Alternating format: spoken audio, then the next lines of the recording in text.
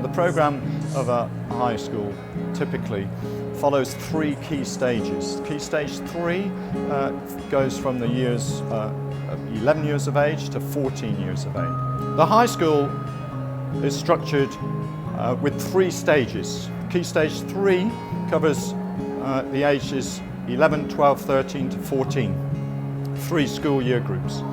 And the student studies typically about 15 different subjects. And then we move into Key Stage 4. Key Stage 4 is a very important period in the English education experience.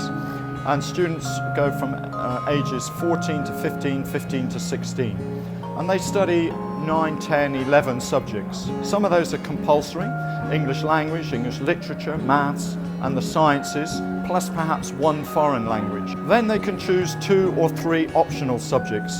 And they could be covering art, geography, history, design technology, business studies, media studies. There's a whole range of subjects to choose from. At the end of Key Stage 4, students take their GCSEs, General Certificates in Secondary Education. These are important qualifications in the UK, and a student typically might end up with 5, 6, 7, 8, 9, 10 passes in these subjects. Key Stage 5 covers years 16 years of age, 17, 18, 2 years of education, the final 2 years of high school education, where the student really begins to specialise even more. And you come down from those maybe 9, 10 subjects to just 3 for A-level. Really bright students might study 4. But studying advanced levels, you get the opportunity to study the subjects you're best at and most interested at to a great depth in preparation for university education. All universities will expect 3 good grades there. If you're an international student, you might also have to show competence in the English language.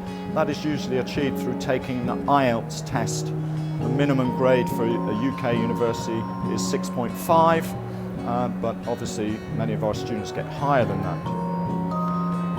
Once you've got those grades, then you can go to university as an 18-year-old student. So, an international student applying to Royal Russell School has to complete successfully an English test, a maths test, and an interview. In addition to that, we expect to see school reports from their current school, wherever they are in the world.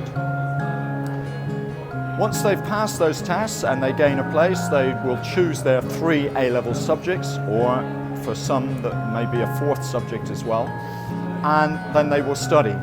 Studying for 25 hours a week in the classroom, but then maybe another 5 hours each evening and at weekends as well.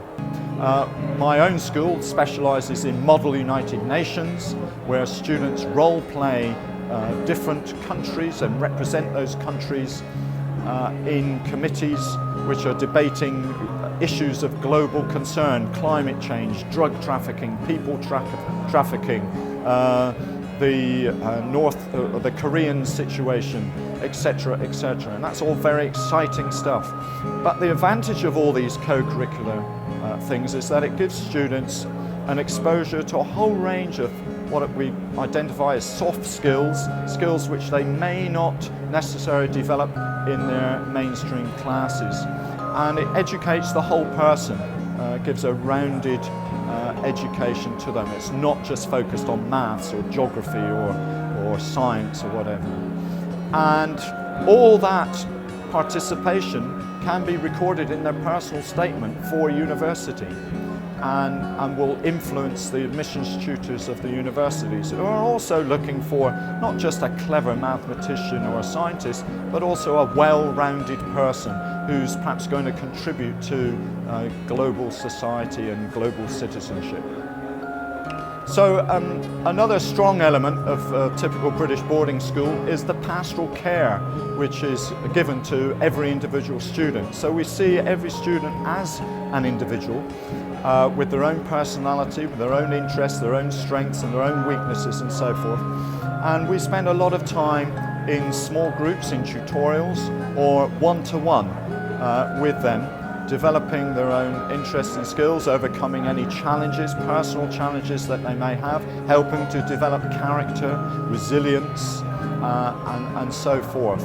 And a boarding environment is particularly strong at doing that because, of course, the students are living there 24 hours a day, the staff are there 24 hours a day, and often a very strong personal bond and relationship can be built not just between students but also between the teaching staff and the students as well. So I really do believe that's a very strong element of any good British boarding school.